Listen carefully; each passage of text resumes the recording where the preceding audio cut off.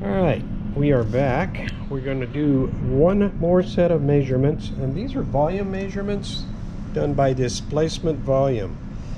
So you will note we have our graduated cylinder filled with DI water, and if we look carefully at where that is, it should be on the 50 millimeter mark. Each one of these marks is a millimeter on our graduated cylinder. Our small one here is at 25. So those are a little bit hard to see. So I can come down just a little bit so maybe you can get a view on one of these. And you should be able to see where the meniscus is. The meniscus is the curved part there that you will note it's curved down.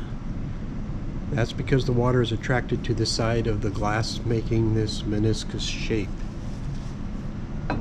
Alright, that being said, we are going to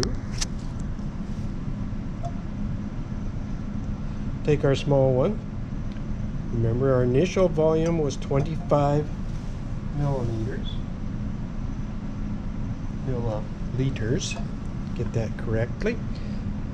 Tolerance on these is 0.50 milliliters, so I can read out to 2 decimal places.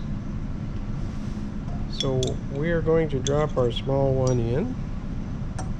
There's our small sample put in, and you should be taking a look at this and saying, well, I think I can read that maybe. If you quit shaking the things around, I might be able to read it. And I'll take a reading for you. It is 26 milliliters. 26.00 milliliters.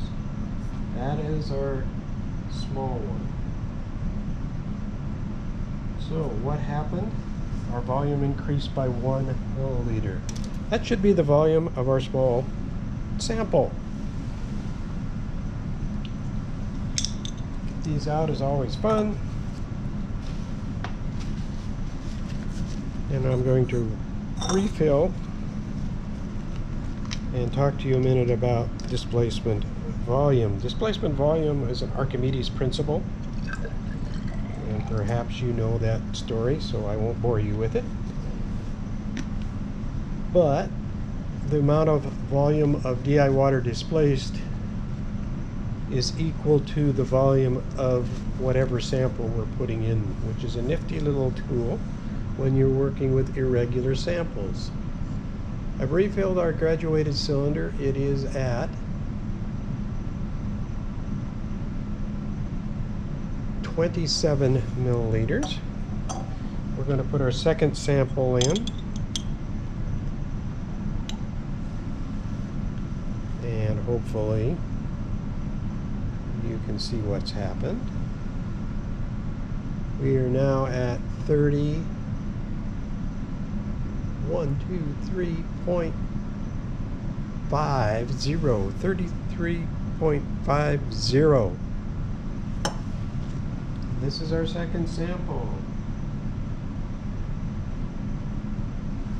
from our initial volume to our final volume. You want to subtract those two, and that will give you the volume of your sample. And again, I'm going to refill.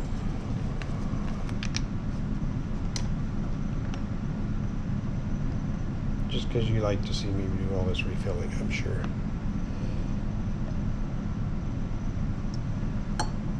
So you would notice that I have blue hands. That's because when we're working in the lab, no matter what we're working with, even though it's just DI water and it shouldn't hurt anything, we want to be wearing gloves at all times. It's not what's in the DI water that's going to hurt you, it's what's probably on the tables and on the instruments that you're using from previous labs. So if we read this one, we're at 32.5. 32.5 is our initial. And we'll put in our third sample, and we'll measure one more time, and you can take a look and see what you can see, but I'm measuring that at 42.5. 42.5.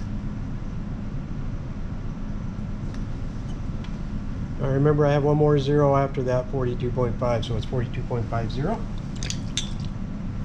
Dumping out, and we're going to do our last measurement with the big graduated cylinder. Remember, it was on 50. We're going to put our sample in, and we read, and you should be at 44. 44.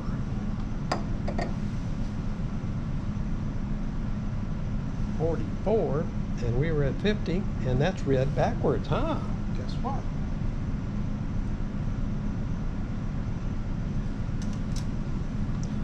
So you would notice the difference in our two graduated cylinder. This one started at 0 and went to 50. This one started at 0 at the top and went down to 100.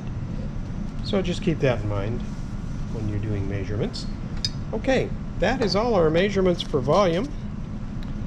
So now your job is to take all the data that we have given you, and you need to be able to calculate the volume geometrically, mathematically, and also by displacement, and then do a graph of the volume versus our mass.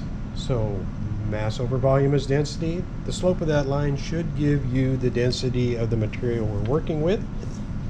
We need you to figure it out both ways, geometrically volume and displacement volume, so you'll have two graphs.